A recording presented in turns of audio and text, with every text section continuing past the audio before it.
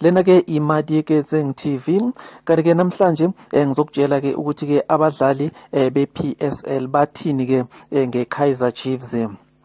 Ungakhohlwa ke ukuthi ke usubscribe khona lana ke kwimali ke Zeng TV ukuze ke njalo mangikhipha izindaba zezemidlalo uzobe uqala ukuyithola.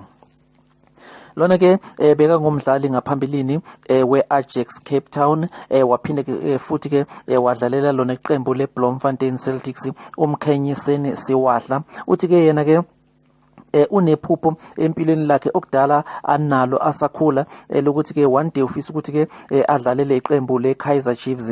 Uthi ke namhlanje usesenalo futhi lelo phupho lelo. Usiwahla ke udlala lapha ke kwi-Polish 4th Division Club iKS Progi. Uthi ke unesifiso sokudlalela iKaizer Chiefs. Kanti ke udaba lethu lesibili ke engike ngaqala ngalo ngaphambilini ukuthi ke uThandai Indoro oseneminyaka engu-34 oyowadlalela ke iOrlando Pirates ngaphambilini.